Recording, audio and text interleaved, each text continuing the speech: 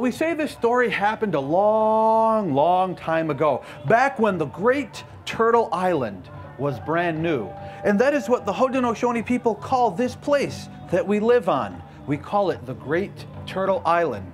It comes from our story of creation, how the whole world got to be here. The most important thing about storytelling to me is that it's a positive image of Native American people. This is now the 21st century. People are making tapes of stories, videoing stories, publishing stories, which can be read at any time.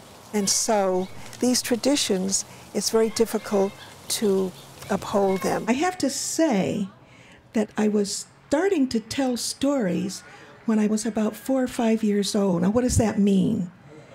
It means that when my parents would ask me, Trudi, why would you do that?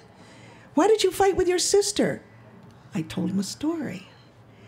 They said, why are you late coming home from school? You didn't come straight home from school. I told them a story. Why didn't you do your homework? I told them a story. And it was my grandmothers that explained that that was not the role of storytelling. My grandfather was probably one of the best known storytellers among the Iroquois people. All kinds of legends and just tons and tons of stories.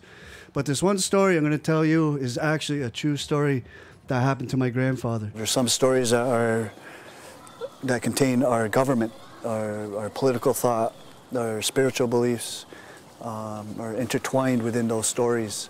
And so for older folks, it's good for them too. But it's really for the younger folks, younger kids, so that they have a good perspective on why they're here on this earth. The story starts out with a great creature traveling down the Quinnettucook. Now this creature is one of the Awasak, one of the four-legged ones. But this creature is not like a usual four-legged. This creature is the size of a mountain.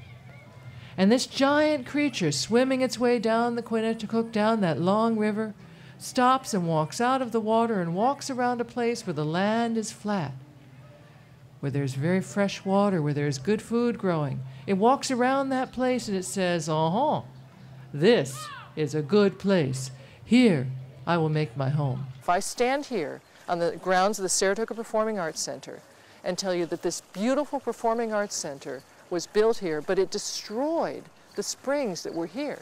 It moved this one so it now shoots out of a wall and out of a rusty pipe instead of out of the ground, which is what it did for millennia. That this beautiful place called Donderaga, the Vale of Springs, had to be destroyed to put in a performing arts center.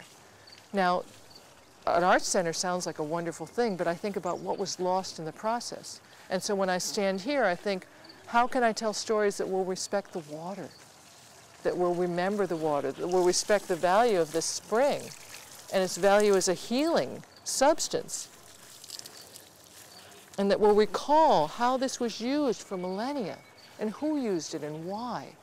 And that's a story that needs to be told.